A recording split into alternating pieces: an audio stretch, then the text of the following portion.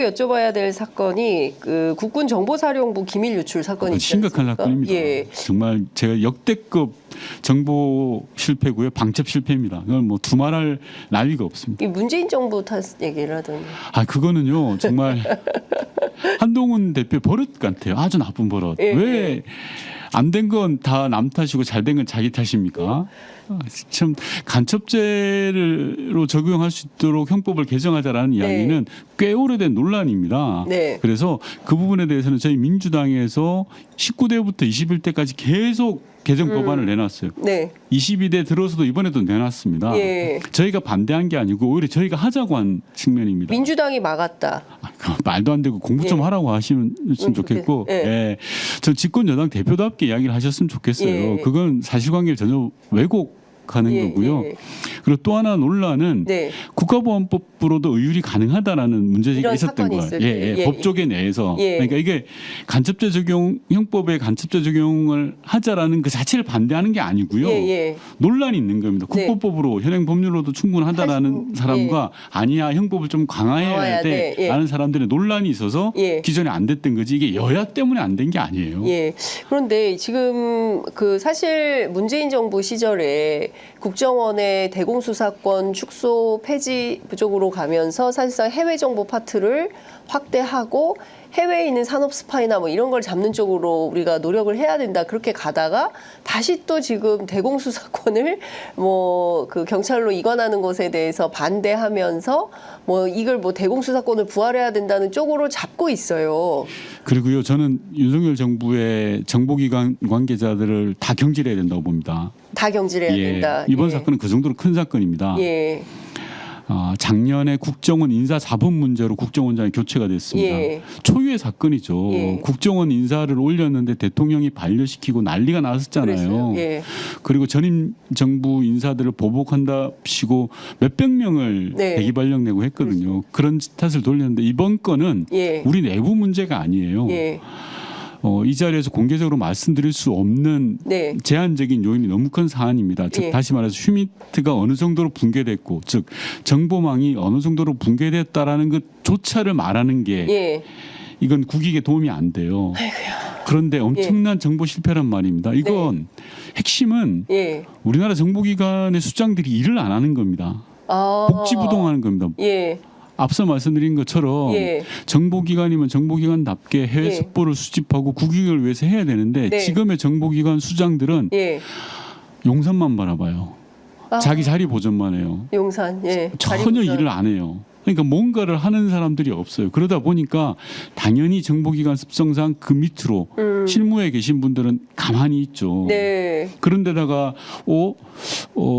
국내 정보, 예. 즉 대공수사 파트를 줄여서 정보기관이 새롭게 날려고 했던 것이 다시 원위치 될 수도 있겠네라고 네. 하니까 일이 손에 안 잡히죠.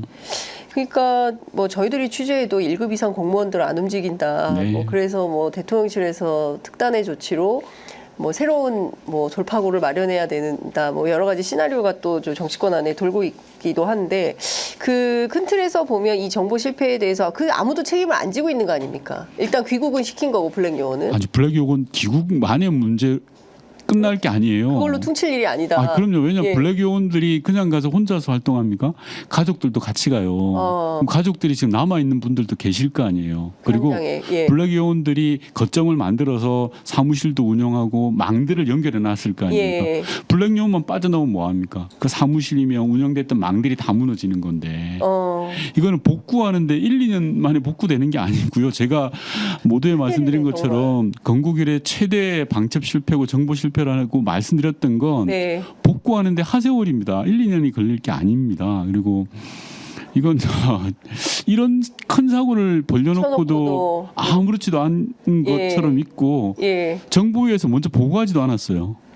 정보위원들이 물어보지 전까지 보고도 예. 안 했어요. 예. 예. 이게 뭡니까? 업무를 태만하고 직무를 제대로 수행하지 않은 거죠. 예. 그 김건희 여사와 관련해서 뭐 앞에도 다 연동되는 문제이긴 합니다만 드디어 제2부속실 특별감찰관 설치하겠다고 합니다. 잘을 한 결정입니까?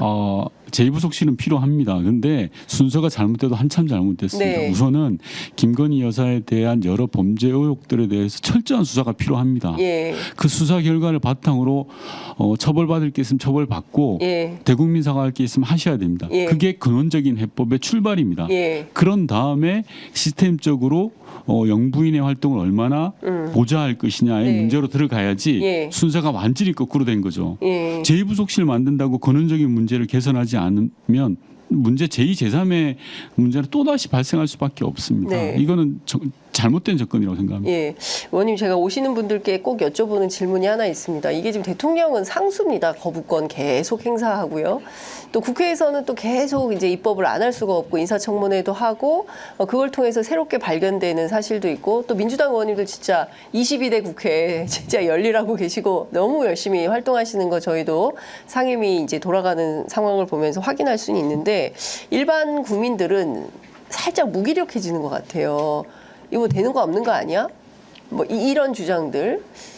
이 국면을 어떻게 국민들이 봐야 되고 그리고 이 단계를 어떻게 넘어야 한다. 또 야당은 어떻게 싸워야 한다. 이렇게 생각하십니까? 정치의 효능감인데요. 맞습니다.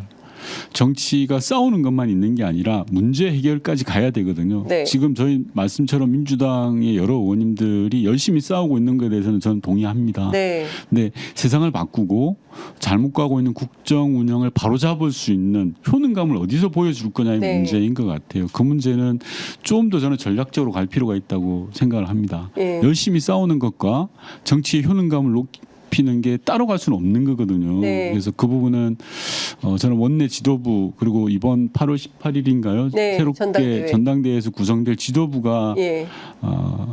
깊게 고민하고 답을 내놓아야 됩니다. 물론 저희 의원들도 같이 예. 공론을 모아서 답을 내놓아야 될 지점이라고 생각을 합니다. 예. 저는 정치의 효능감이 없으면 힘들어지죠. 네. 정치의 효능감이 없으면 정치 혐오나 정치 맞습니다. 무기력증이 생깁니다. 네, 더 큰 병을 얻을 수 있습니다. 그렇습니다. 지난 4월 총선에 국민들이 상당히 뜨겁게 야권의 표를 모아드렸습니다. 네. 그래서 압도적으로 네. 전체 192석이라는 의석수를 국민들께서 만드셨는데요.